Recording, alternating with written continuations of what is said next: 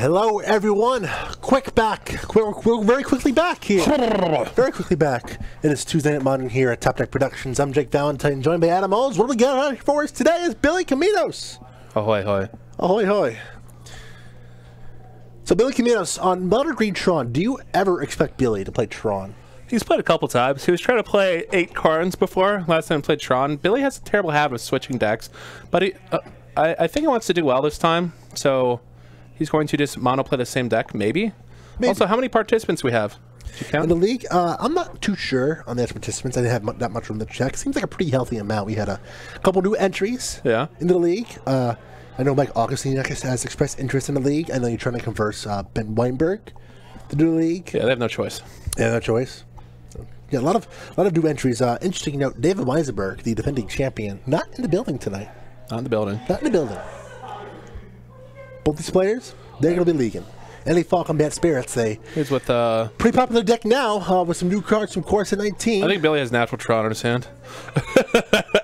Thanks for watching, everybody. Yeah. Tron just going to Tron things. Yeah, you know, just... He has a Karn too, doesn't he? I hope. Oh, let's just see it. He got a Selfless Spirit. This is Selfless Spirit. If Billy just has natural Pumps up Maelstrom Wanderer. I don't think it matters. Modern All-Star Maelstrom Wanderer. Andy looks like he's unwrapping the knife. He just drew. He drew Tron anyways. But which piece of Tron do I put out first? I'm not really sure. If you didn't have that Tron, it's not going to matter. Yeah, it doesn't matter because he had a Sylvan Scrying just in case, but he happens to have natural Tron.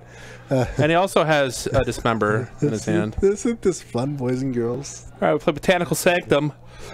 Untap because that's how the card works. Looks like he's tanking. He does not have a way to sub 1 violence. He does not have a way to accelerate into that collected company, and he does not have a spell queller. Like it matters, because you know what spell queller can't counter. Do you agree that Billy just takes it instead of dismembering here? Yeah, I mean his life total's not under pressure. He's a cracked relic. He's going to draw a card. He's going to do untap. I think he's a Sanctum again. Interesting. So he's actually going to have to think about what he wants to do here. Yeah, you just slammed Karn, right? Yep. Yeah. Here he is! Karn Liberated! Everyone's favorite modern card. I think he's just going to go after his hand. Yep. Yep. You can make the case, since he played no spells, that you might want to go after like a land. Because if he had an instant way to interact... But I think you want to keep his Karn on the field, though. Well, yeah, I want to take it up and take it down. Yeah, GG's. Yeah, that's it. GG's. Easy game. Magic. This is why people say Magic is easy. He's a rattle chains. And Magic is easy. Here we go. Magic is easy. He's got 2, 4, 5 power on the board. He's got a collected company, so Billy actually has to sequence his next spells, so he doesn't, because he can still die. Yes. This card doesn't really. It's not. It's doing quote unquote not anything. It's doing nothing. Here's a collected company.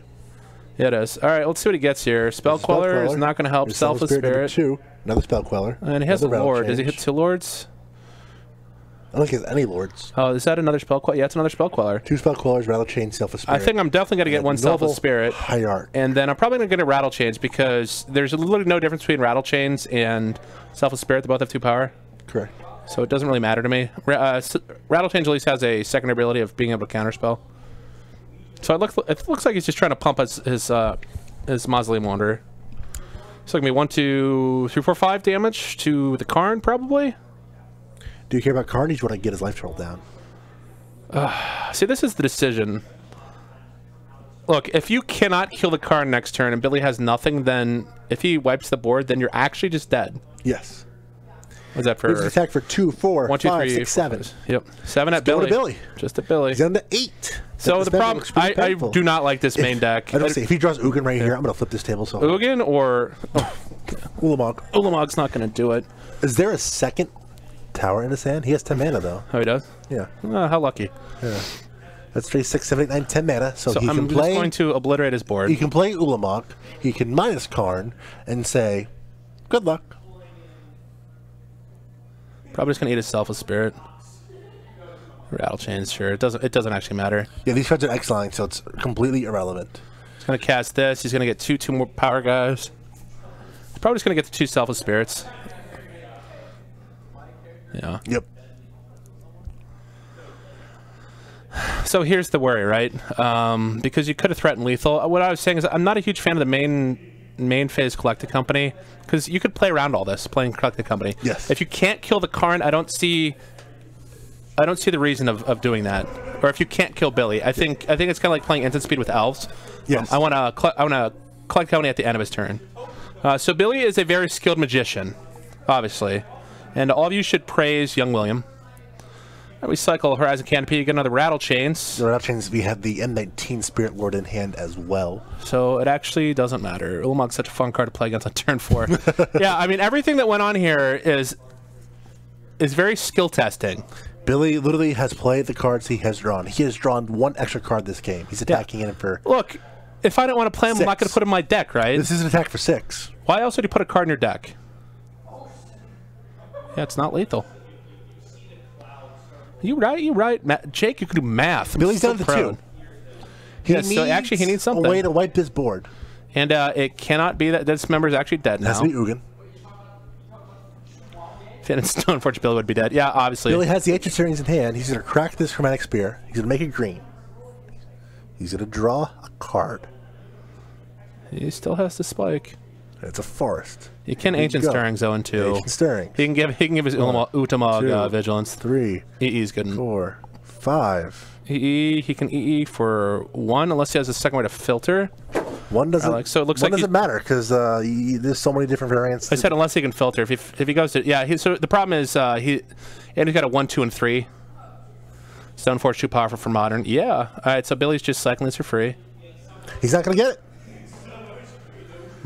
There's nothing he can do. No, absolutely nothing he can do. He's gonna get rid of the Lord. His best option probably would have been give it Exposes, play Forest for turn, and hope he doesn't play a Spirit. Yeah, he could EE for 1, and then he's still dead. That is true. Yeah, he'll EE for 1, so he's still. Well, if he EE'd for 1 and he ate this Selfless Spirit, Andy would only have 1 power on board, right? Yeah. So he would have lived. So consider that a punt by Billy. No. He can only EE for 1, get rid of the Spirit. He's still facing down 2 power in the air. The Spirit that he exiled is a 1/3. Right. E for 1 gets rid of the. E for 1 gets rid of the Mausoleum Wanderer. That's correct. The spell core is a 2/3. The Lord is a 1/3. It is. Huh. It sure is. Huh. He's looking it up. We're looking it up. We're gonna run the numbers. We bet $100 on this, by the way. $100. We did not bet $100. Or smack to the face. How about a taco? Do we bet a taco? False. How about free hot dog sushi for life? Still false. That spoiler is freaking out for me. It's the M19 Spirit Lord run. Yeah, I don't know the name of it personally. We're getting confirmation from chat. It's a 1/3 flyer. Chat would never lie to me. Supreme Phantom is a 1/3. Supreme Phantom. Yep. So our out was EE for 1, crack it, exile Selfless Spirit, and then you have a 1/3. So he's still dead to any other Spirit Lord in the deck, but he might get another chance. All right. Jake still felt the need to look up the card. He did not trust me or any of you. I'd just like to point that out. There's Supreme Phantom from M19. I just want to point out quickly that Jake doesn't play limited. The #1 rule of Twitch is you don't pay attention to chat. What about me? Am I chat? Have you seen your Twitter profile? Have you seen your Twitter? We're not talking about Magic Online. Although I know I made a very relevant post the other day. Here's my post the other day. Supreme Phantom is pretty meh. I don't know if I'd call it Supreme. Yeah, it's Boo. Yeah, it's mediocre at best, Phantom. So yeah, so how does everybody in the chat feel about Pop-Tarts without icing? Is that just unhumane, un-American? That's disgusting. Like, why? What's the point of eating a Pop-Tart without icing? For trolling people. Jay Freeze, you'd have to tell me what's else in the pack. I could picture no worldwide pack one pick one this, unless you're saying I'm literally getting it for value. There's so many other comments that are just 100 times better than this card. What balance? We have toaster strudels in Denmark. We don't have any Pop-Tarts. All right, Jake, because I won the bet, Jake will send you some Pop-Tarts. What bet? We just had a bet. We didn't. Yeah, I was right. No, we didn't. I was right. There was no bet. I don't have those either. I'm sorry. Stuff you give to prisoners. I'm sorry. I'm sorry. Think of the hard life that he's had to live without Pop-Tarts, Jake. I know, it's a pretty hard life. And his one wish in the whole world was, Jake Valentine, send me Pop-Tarts. But you know what? I don't know what. If he misses some of these streams live, he doesn't have a hard life because he can check out this and every other single match we stream. Oh, yeah? Where at? On our YouTube page. Oh, my God. youtube.com/StarTechProductions. All right. Yeah, I gotta give him some credit. Yeah. But when we go visit, he's not going to be a good host unless you send him Pop-Tarts. We're not going to send him Pop-Tarts or toasted strudel. Yeah, these things called Hindbeersnitter. Raspberry cuts, which is sold at bakeries, which are supposedly kind of similar. They're probably better. But you know what? Are they really dry? Do you know what we could get him that is not Pop-Tarts or toasted strudels? What? Some Commander 18 decks. We could. How would we do that? So what we're doing is myself, Jake Valentine, you, Adam Olds, Robert Meadows, and Mike Farrell, who is alive, by the way. Yes. We're going to play some 4-player Commander 18 straight out of the box. We're going to crack open the boxes, shuffle up, and play some cards. And then the second we're done, we're going to give each and every one of them away to 4 of our lucky patrons and Twitch subscribers. At any level, no matter how big or small of a subscription or paid pledge you give us, you are eligible to win this and any other future promotional giveaway we have here at Top Tech Productions, because we want to thank you for supporting us. We want to support you for supporting us. Please don't give me anything. Please, I beg you. That's more of our higher quality streaming content. It's too late. he's getting a case of Pop-Tarts. They're gonna go through customs. Do you know what kind of Pop-Tarts I have in my work desk? If they're not cinnamon sugar, I just don't give a crap. Chocolate peanut butter. No, the peanut butter ones are gross. They get all squishy. They're amazing. Billy starts off with a tower into star. How does it feel to be wrong about everything? I see a mine in his hand. Thank you, LaserBeam7, for the follow. Appreciate you tuning in. Oh, I cannot wait to continue on my master plan to steal a girlfriend. I will kill you. Look how angry. He just got, I'm actually kind of scared of him right now. He just got so serious. We're going to see star number 2 off the mana and probably a passing back of the turn. No, not for Tron. It's like for Billy this game. Oh, how unlucky. He'll just draw next turn. But currently his only payoff is a Thrak. Andy with a good start here.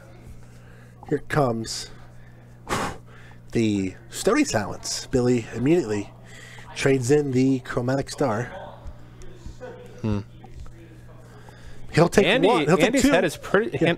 Oh no, Billy. Oh, how lucky! How lucky! Jake throws his pen. How lucky! Anytime Tron is going to make me happy.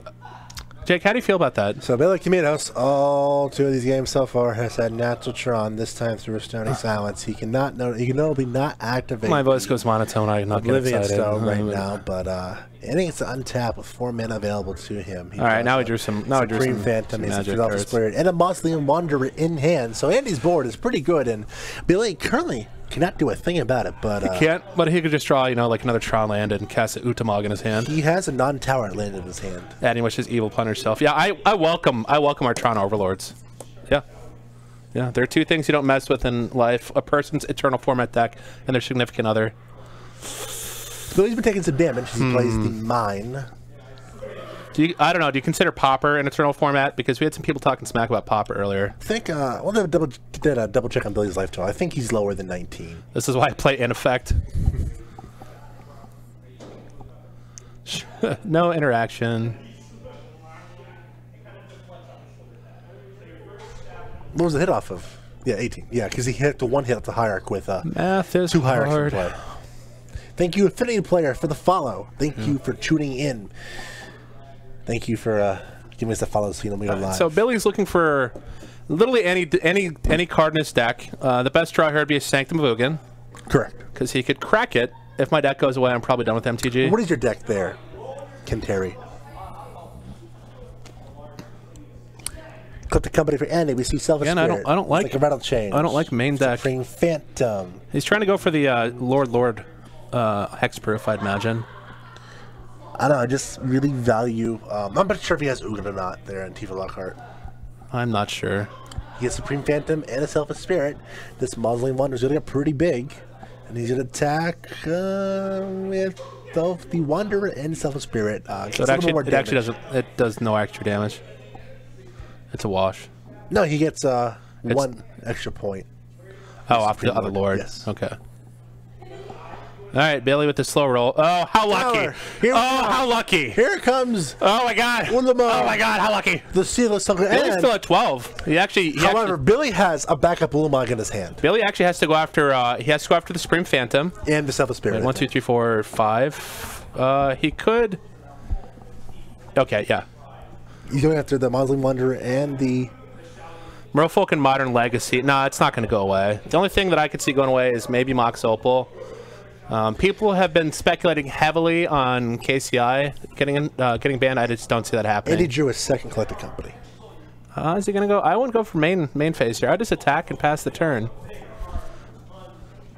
Because, I mean, Billy could get greedy and literally just go after his mana sources. I don't see that happening. No. Billy's life total is too much a commodity.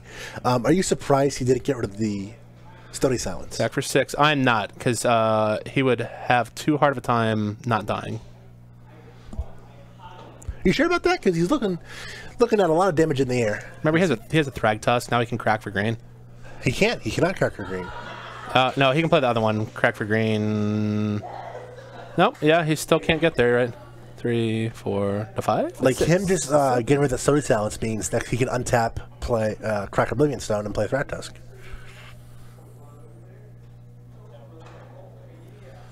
What a manual card. Instead, he's looking at so much damage in the air, even with this second Ulamog coming down, that he can't deal with everything. Yeah. Oh. And here's Ulamog number 2. He gets rid of a Selfless Spirit and a Supreme Phantom. So Lord down. He's currently only looking at 4 damage in the air, but again, a Lord is lethal. 3, 4, 5, 6, and Collected Company. Yeah, Collected Company is in his hand. We saw some Lords get milled over, thanks to Ulamog, but it's still, Andy just goes for it here. Here we go. 2. Over 2, over 3. 4. 5. Over 4. 6. Oh, that's it. Yeah, that's it. Last card. Billy in his hand, nothing you do about it. Natural Tron does not matter when Andy flies over everything. That Stony Silence was huge there, that game. It was huge. Billy went with the he thought he was being more conservative, not going after Stony Silence, but it turned out to be not great because it didn't unlock his other artifacts. Correct. He couldn't play the Thrag Tusk from his hand. He couldn't wipe the board. We're going to have to ask Billy if he played Ugin, because that could have been something he's drawing into. He was drawing towards something that first game, just to not hit on even he had like a walking ballista or something, you know, that would have saved him quite a bit. No, he cannot activate that artifact. Yeah, but he could have gone after Stone Silence and then tried to get a walking ballista or something. Fair. You mean if he took the line of getting rid of Stony Silence to help? Correct. Yeah, go for the slightly greedier route. But the problem is he's not. I was trying to count how many permanents Andy had, and I don't know if he was actually dead to the second attack. I don't think he was either. Yeah, I don't think he was. So I don't really see how Young Lone was trying to win that game. So we'll have to ask him. Yeah, both these players are in the league. Andy, normally on the Elves plan, start out pretty well for the Bant Spirits. I just want to give a little heads up to people in the league so far this month. We have Andy Falk, and Billy Comminos should be in the league. We'll egg him on to make sure he's on board with it. Glad to see him here. Mike Augustine expressed interest in the league. You're going to try to strong arm Ben Weinberg. We got Dakota Howell, Justin Gebbing, Patrick Norsavage, Chuck Brennenferger, Zach Harris is in the room, Tim Mueller coming aboard, Phil Jones, who has done pretty well so far the past 2 months in the league, coming in first and then third the past 2 months. Mr. Meadows is 1-0 over Mike Augustine, so he's doing pretty well. Got some new faces in here too. So it's going to be pretty interesting to see what happens in this league. There's David Weisenberg, who made a run pretty well last month, running the table essentially, is not here. Be interesting to see if he comes in next week and sort of handicaps himself for the rest of the field. I mean, I imagine he'll still play. Yes. He was playing a lot of Mardu Pyromancer since he racked up the July League. In terms of Aether Vial, I do not see any world where Aether Vial gets banned. It's really good turn 1, but I feel like if you don't play it turn 1, the card gets infinitely worse. Yeah, they're terrible. If it's not early game, they're bad in multiples. I remember Centerfield's posting a picture of humans saying that, what do you do with this hand? Do you do turn 1 Vial or turn 1 higher into turn 2, what was it? Mantis Rider against Tron, and people seem pretty split, just because, you know, if you don't play Vial turn 1, it's useless, but however, if you don't put up a clock against Tron, as we saw there, Andy won by putting up a clock against the Tron deck. not Damping Spear, not Blood Moon, and he put up a clock and led him to victory. Hold. Just hold the hold. Well, I'm holding.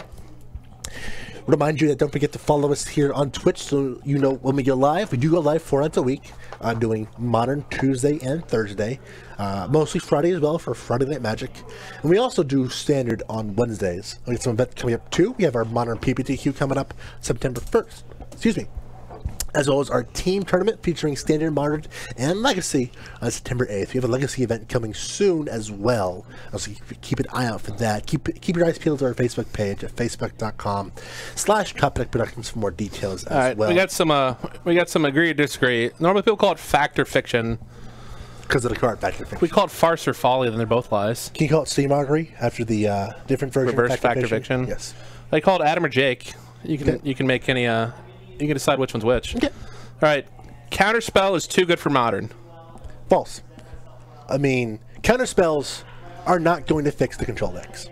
Okay. You're already running cards like Logic Knot, which essentially is counterspell with the amount of cards you're putting in your graveyard. So you're saying your argument would be it's okay to have in Modern? Yeah, I don't think it's good enough for Modern. Okay. It's not good enough. Like, what's it going to do to beat the decks you have a problem with?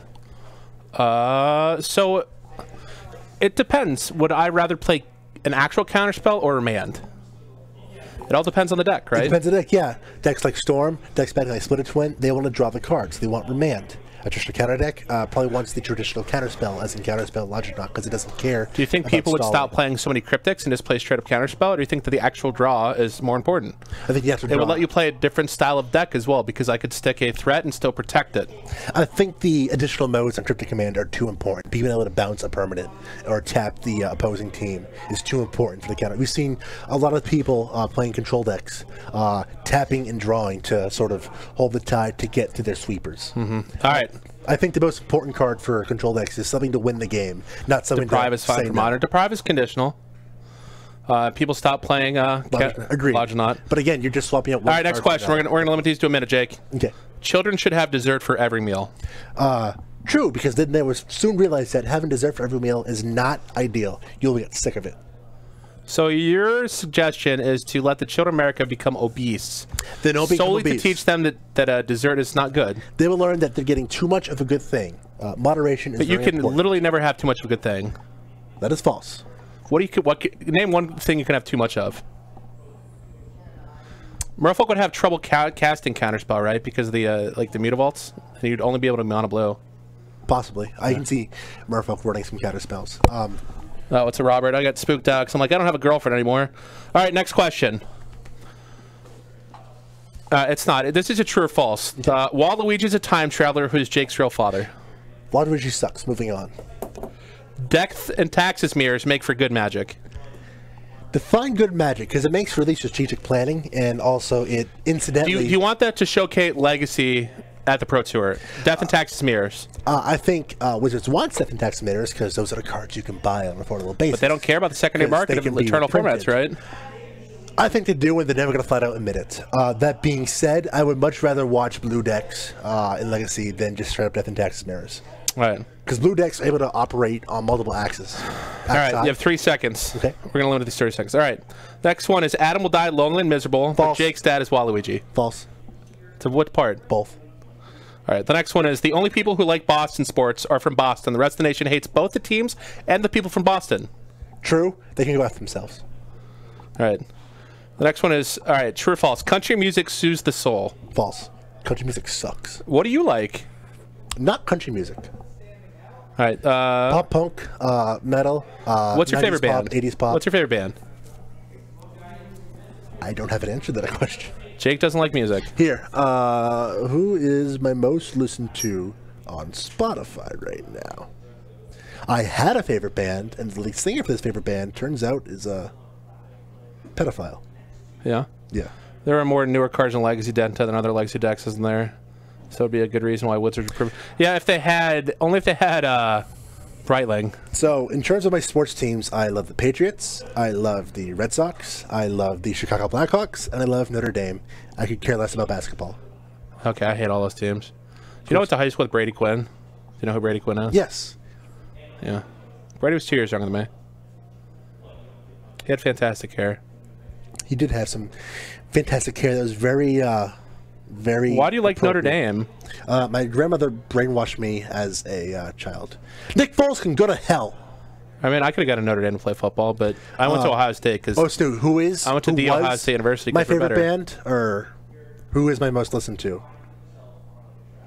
Thrash metal, punk pop, melodic death metal, and certain rap groups. No country. Get out of here! Like, for what's worth, Garth is pretty good. I have seen Take It Back Sunday 5 times now. Garth is pretty good. I have seen Slayer perform Random Blood, front to back, in the rain. Best concerts I've been to is either 21 Pilots or Foo Fighters. Saw 21 Pilots during their tour to Columbus tour. I saw them in New Orleans a couple of years ago at Voodoo Fest. Great. Jesse Lacey from Brand New is the person I'm talking about. All right, next question. Fact or fiction, Tupac is still alive? Fact. Do you have anything to back this up, or is it just purely speculation? Him and Elvis are on an island somewhere, chilling. Okay. All right, here's one that you can probably have an answer for. Fact or fiction, remakes are always better than the original. In terms of what? Movies. Always better? Always. Fiction. 100%. Fiction. Why? Can you name one remake you like better than the original?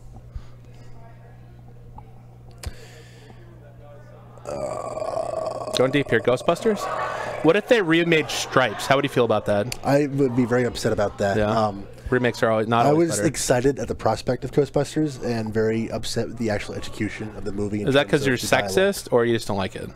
I don't like the route they took. Okay. If you asked me, I would have preferred it to be a Tina Fey, Amy Poehler project. Okay. That'd be interesting. Yeah. I also feel like Tina Fey and Amy Poehler are bigger than Ghostbusters. Okay. Which is what you needed because the stars of Ghostbusters were. I think Kate McKinnon and Kristen Wiig are. Kristen Wiig fits. Very good at what they do. I am not a Leslie Jones fan. Okay. I am not a fan of Melissa McCarthy's comedy either. You don't like it? You're not going to go see the Puppet movie, whatever it is? Looks kind of funny. It's a puppet murder comedy. I'm just not a fan of the Melissa McCarthy. All right, next question. Acoustic versions of songs are superior to normal version of songs? I think it depends on the situation. You're not very good at this. Skip it. All right, Journey is better with anybody but Steve Perry. If you have an opinion on this. True. Jake, you're falling real short here. All right, last one. This is the most important one. Alf deserves a reboot, but not Charmed or Sabrina the Teenage Witch. True. Why? Because, God. Jake, you're failing everybody. I'm gonna go get water. I don't know. Jake is pathetic right now. I legitimately. How do you not have an opinion on Alf getting a reboot? Who are you? So I think Alf can work in the current market because it's so just. It's able to take you out of current events, I feel like, and just like, hey, yeah, alien puppet eating cats. Yeah, cool. We need that on television. He's a puppet? We need something stupid and non-serious. He's a puppet? Yes. Yes. I want him to eat all the cats. I hate cats. It's not that I hate cats. It's just they'd like to kill me. Can Jake adjust his microphone so I have to turn the other guy up to shouting levels? I don't want them to touch any of the WB series like Sabrina, not Sabrina, Buffy and Charmed, Dawson's Creek, because that is part of like Dawson's Creek. That is like essential. How about Felicity? We'll bring back Felicity. Those are all essential 90s, I feel like, and if you touch those, you're getting rid of what made them great. Is that they were perfect for the era they aired in. Correct, and they completed their storylines. Buffy was terrible. The last season of Buffy was terrible. Right, it was cool getting all the other Slayers. At least you got your storyline finished. Do you want storyline? They didn't finish it. They went into comics. I still want to know how's Annie. What? Twin Peaks. I'd never seen Twin Peaks. I just don't care about this. I also want to know how Pushing Daisies was supposed to end as well. Pushing Daisies, that was a good show. Yes, it was. We are all set for matches. We have some still. We have Billy back here. We want to ask him Comminos, why he didn't go after the. Yes, Billy Comminos. Why did he not remove Stony Silence? Because he had selfless spirit, so he wouldn't have done anything.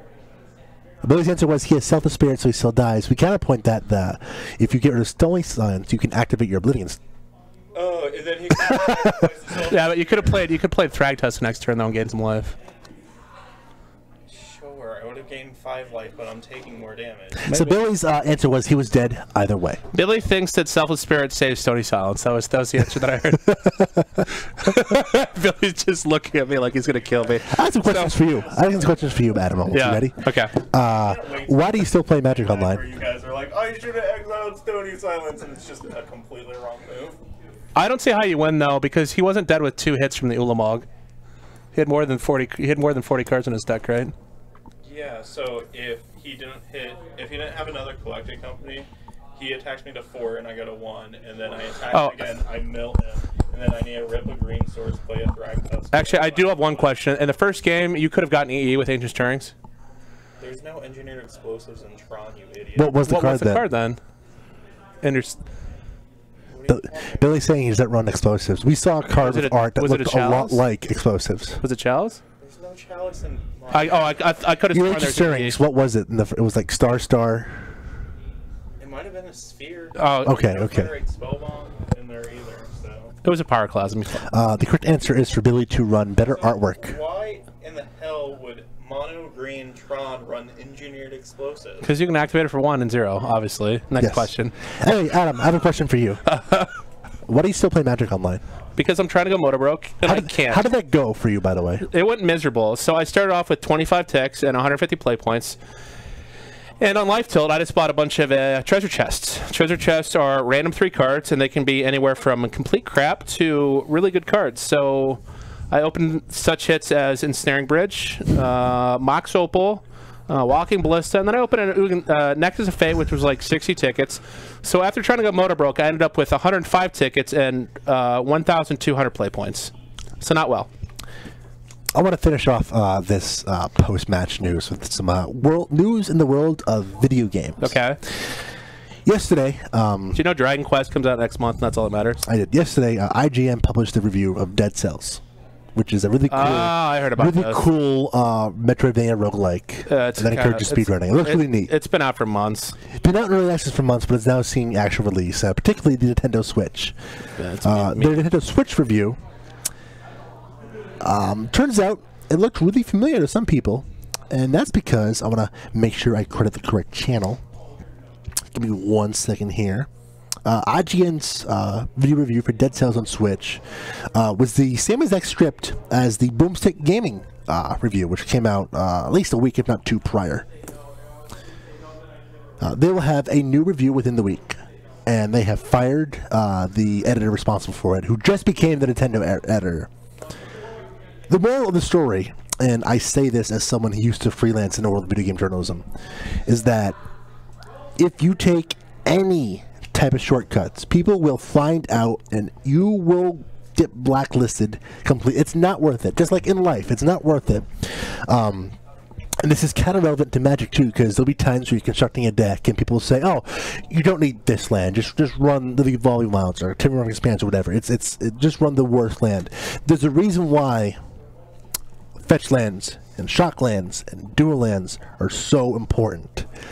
They are the lifeblood of your deck, and if you take shortcuts, your deck will suffer. Do you agree or disagree with that? I mean, I think Magic's hard to quantify like that. Why is that? Because I think people talk about something being correct way too often, and I don't think that things are quote unquote correct or incorrect. You don't think there's anything that's that concrete in terms of deck building? I mean, are you talking about cutting Ancestral Recall and Time Walk from your blue deck in Vintage? That would be incorrect, but everything else is +1 land, -1 land. I mean, we're not talking about Mark Anliker #8Tron lands. Even in Modern, or Legacy rather, do you think it's incorrect to play with shocks over duels? The Death Shadows deck notwithstanding?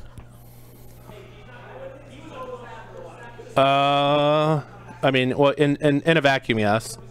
But, you know, as far as a price thing, if you're making the conscious choice, then that would be frowned upon. But yes, that's the only part of Magic I feel like there's a concrete right and wrong way, is deck building, stuff like that. No limitations, unlimited budget, making the choice to play the worst version of a particular card, I feel like is wrong. Playing different options depending on your meta, that's always correct in my opinion. Have you been watching EVO? I've never been watching EVO. Really? Yes. I'm not that big in the fighting game scene. you like video games? Yeah, I love video games. Are you sure? Do you watch any of the GDQs? Every now and then. And PPTQ is a good option. They would have to win nearly 100 tournaments to make up for the price difference between Underground and Watery Grave, and that assumes I never win using the Watery Grave. Again, that's why I said that, price notwithstanding, unlimited budget, there's a conscious decision there that playing Watery Grave is a worse decision than Underground Sea. But when you take that into effect in terms of the price tag, I'm going to go get some water. That's something to consider too. Personally, if the price tag is that much of a thing for me, I'm going to play a different deck just so I can always run the optimal versions of decks. I disagree. You disagree? Why is that? No response to Athenwald, so we're going to take a quick little break. We got 15 minutes on the clock. We're going to take a look at the field tonight and see what's going on. If you have any requests for particular decks, let us know in the chat. I know I saw some Jeskai Control requests, and Justin Giving it his very fancy blinged out foil promotional Jeskai Control deck is in the building. And again, I want to thank you all for watching. This is Tuesday Night Modern here at GameSwap Mason on Top Deck Productions. Do not see any Infect in the building, and I do not think Mark debuted the Open. I could be wrong, though. I know he won an IQ recently in Columbus. I know Mario Kravari came in 9th in the Standard Classic. I know that there's no zombies here in the building either. I also know that Jesse Snopoli came in 2nd in the Modern Classic that weekend. I miss Mark. Mark was always fun. Mark had his own brew decks, and he had his pet deck of Naya. And I agree with you, Kentari. What is your ultimate goal with Magic? To have fun is willing the way to have fun, then that determines every choice. That is correct. I think from a competitive aspect, there are right and wrong decisions. But if you're just playing for the sake of playing, then it's definitely... And Tivlakar is right. Winning is a heck of a lot. He was 9-2. Well, hot dickety damn. I did not know that, Teddy. I'll have to pull it up here. But I feel like in EDH, there's not really a wrong decision to make in terms of deck construction, but in competitive spiking environment, where, you know, price is not something we consider, then I think there are right and wrong decisions to make. Let me pull up those standings to see how Mark did. I know the story of Indianapolis was Jeff Hoagland on his Wizards deck, so that kind of, I feel like, overshadowed much of everything I was keeping an eye on. Let's see if I can find Mark. Mark got... I just had it and lost it. Mark got 12th place with Naya. Mark is on fire with that Naya deck recently. Winning an IQ, top 16 in Classic. Eric Schutman, who won our standard PPTQ last season, came in 16th with Blue White Spirits. So Michael Farrell came in 22nd with Jund in that tournament. So always nice to see local players doing well. Yeah, with that being said, we're going to take a quick little break. Got 13 minutes on the clock. As soon as we have our feature match of round 3, we'll be back on camera again. This is Tuesday Night Modern at GameSwap Mason on Top Deck Productions. So don't go anywhere. We'll be back in just a moment.